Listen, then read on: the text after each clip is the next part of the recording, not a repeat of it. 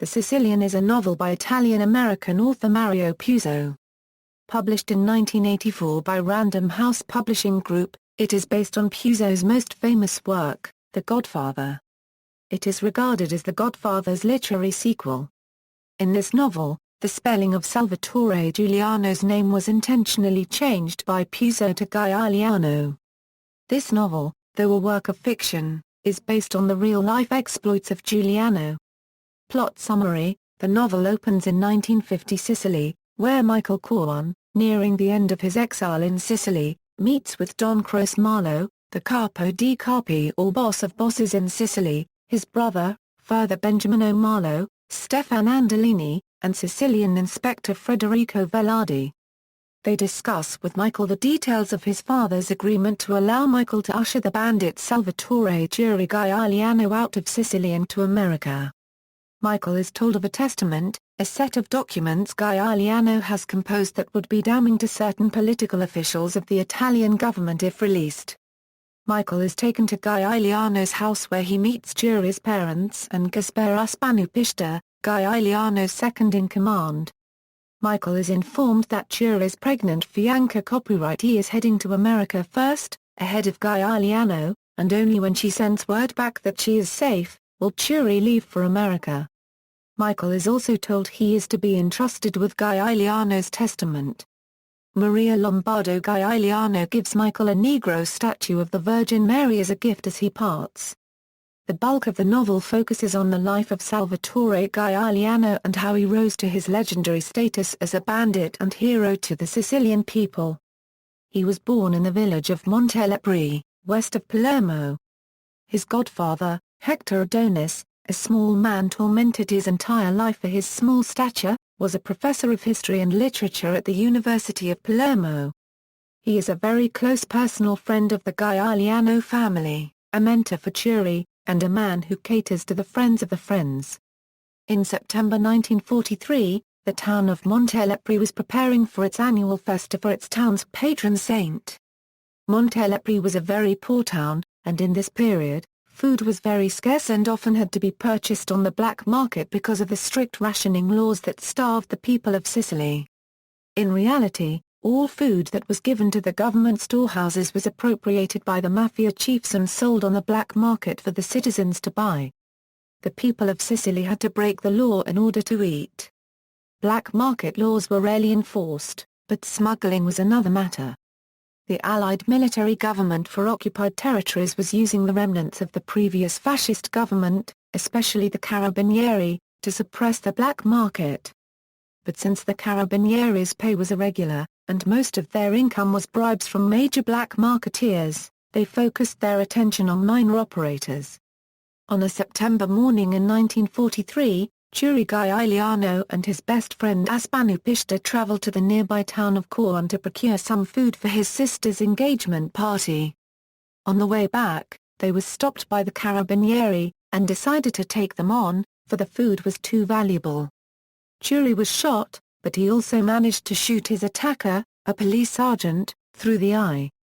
Giuri was carried by Aspanu to a local monastery, where he was taken care of by the monks there, helped by the abbot Manfredi, a close friend of Aspanu.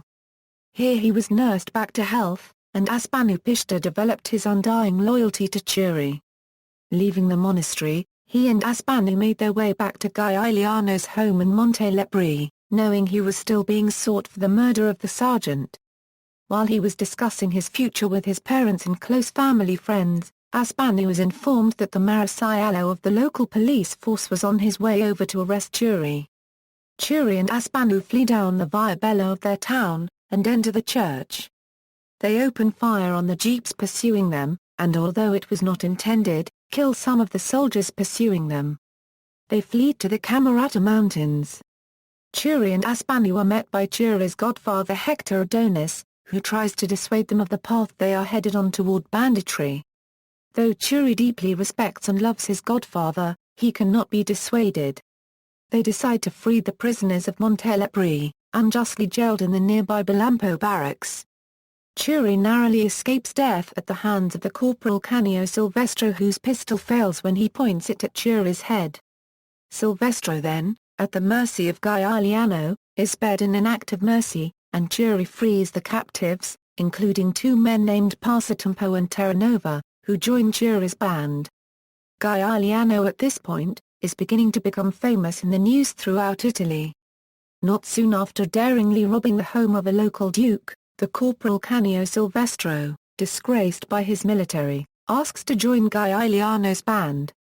Though suspecting him of being a spy, they allow him to join.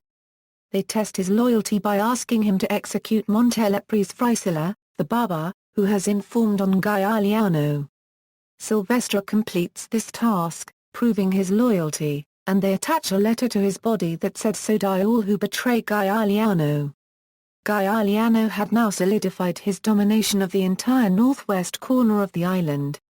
He was legendary throughout Sicily, and children concluded their prayers at night saying, "And please save Guiliano from the Carabinieri." Guiliano next orchestrated a kidnapping of Prince Alito. The prince was taken, and was treated with the utmost respect and dignity, and his ransom was paid by Don Crosmarlo, who had normally been paid for protection by the prince. It was in this that Guiliano finally came into fierce opposition with Don Croce. The assassination attempts on Guiliano increased, but he evaded them all, suspicious of all who came into contact with him. One of his would-be assassins is found to be Stefan Andolini, who is spared only through Abbot Manfredi, his father, to whom Guiliano owed a favor. Andolini joins Churi's band. The book now fast-forwards back to 1950. In Trapani, Michael Corwan is met by Pete Clemenza, who is to help orchestrate Guiliano's escape. Michael meets Justina, Guiliano's fianca copyrightee, and Hector Adonis. Justina leaves for America. Hector informs Michael that Guiliano's elusive and damning testament is hidden in the black statue of the Virgin Mary that Churi's mother gave him. Back in 1947, Don Crosmarlo was strongly aligned with the Christian Democratic Party, and driven to keep that party in power, and to deny power to the up-and-coming socialist parties that would surely strip him, and the other mafia chiefs, of their power in Sicily. Don Croce, along with Italy's Minister of Justice Franco Trezza, draw up plans to mount a great offensive against Guiliano, but intend to use these plans to blackmail Guiliano to use his influence to swing the upcoming election for the Christian Democrats. Guiliano, who was a man of God and hated the socialists, ultimately accepts these terms, and helps the campaign across western Sicily. The 1948 election was a disaster for the Christian Democrats. The socialists picked up many seats. A celebration was to take place on May Day to celebrate their victories in the Italian legislature by the people of the towns of Pani dei Greci and San Giuseppe Giotto. The two towns would parade up mountain passes and converge at a plain called the Porto della Ginestra. Guiliano agreed to suppress this festival, giving his two leaders in this operation, Passatempo and Terranova, orders to shoot over their heads. Passatempo's men end up shooting too low, and massacre many people, including many women and children. The massacre proved devastating for Guiliano's image in Sicily. Guiliano discovers later that Passatempo had been paid off by Don Croce to shoot the paraders. Guiliano executed him while on his honeymoon with Justina. Guiliano can now feel that his time as a bandit is coming to an end. He stages one final daring move against the aristocracy and corrupt mafia chiefs. 6 mafia chiefs had been summoned to the estate of Prince Alito, defending it from the local peasantry who desired to lease land from him, as a new Italian law had recently allowed them to. Guiliano and his band surrounded the estate and executed each one of these chiefs. Guiliano then moved stealthily into Palermo, and kidnapped a cardinal, the highest Catholic authority in Sicily. The church instantly paid the ransom. The Minister of Justice Trezza could no longer hold back his plans to assemble a large force in Sicily to take down Guiliano. Part of the force comes to the island from the mainland, and immediately arrests Guiliano's parents and many citizens of Montelepri for conspiring with Churi. In retaliation, Churi robs the heavily armed and guarded pay truck that was responsible for paying all the carabinieri stationed in Sicily. He is successful, and the commander of the operation immediately calls for the rest of the reserve force to come to the mainland to combat Guiliano. The plan to escort Guiliano to America is set into motion, and Aspanupishta meets with Michael Corleone. He gives the details on precisely where to intercept him and Guiliano. The next day, Clemenza and Michael head down the road toward Palermo, and are stopped by a huge traffic jam. They learn that up ahead Churi Guiliano has been killed by the Carabinieri. They move into town and eat at a cafe, hearing the news of Guiliano's death on the lips of every person in town. They are then discovered and arrested by the Inspector Velarde. They are later released after Don Crosmarlo vouches for them, and organizes their release. They return to America. Though the news is that he was killed by the Carabinieri, Guiliano's father, however, swears a vendetta on Aspanupishta. Pishta betrayed Guiliano to Don Crosmarlo and the Carabinieri because he was fearing his actions were becoming suicidal. He committed grievous offences against the most powerful, and Sicilian feared the end was near. It was Pizzicta who had killed Guiliano, shooting his hand off in a moment of nervousness, fearing that he would discover he betrayed him. Later, in prison, Pishta was poisoned by a joint effort of Don Crosmarlo and Hector Adonis. Right after Aspanu's death, Adonis made his way into his cell and left a letter in Pishta's pocket reading, "So die all who betray Guiliano." Michael returned home to the Corleone compound in Long Island. He met with his father in private, and the Don told him that they would not release Guiliano's testament for fear Guiliano's parents would be harmed in retaliation by the Italian government or its mafia supporters. In this, Don Corleone teaches his son his first lesson: it is better to remain alive and live a fruitful life, than to be dead and a hero. Characters in the Sicilian: these are the principal characters that drive the plot of the story, many of whom are based on real-life figures. Salvatore Giuliano, a legendary bandit. Conceived in America and born in the small Sicilian village of Montelepri, Salvatore Giuliano is a tall and handsome young man living a relatively normal life for the first 20 years of his life, loved dearly by his friends and family and the inhabitants of his tiny village, who know him affectionately as their Churi. A day after the end of the local annual festival, however, while smuggling food and drink to prepare for the wedding of his sister, Guiliano and his childhood friend, Aspanupishta, are accosted by the corrupt Italian police, the Carabinieri, and after being shot by a sergeant, Guiliano kills the sergeant with a single shot from his pistol. Helped by Pishta, the severely injured Guiliano is taken to the nearby monastery, where the primary priest, Abbot Manfredi, shields him from the Carabinieri, and is soon healed back to full health by a doctor and the priests of the monastery. After leaving the monastery, Guiliano dedicates his life to being a bandit, and creates a band, living the next few years forming a legendary reputation all over Italy for his daring exploits in stealing from the rich and wealthy and in giving almost all of his earnings to the poor and underprivileged peasants of Sicily, who honor him as their hero.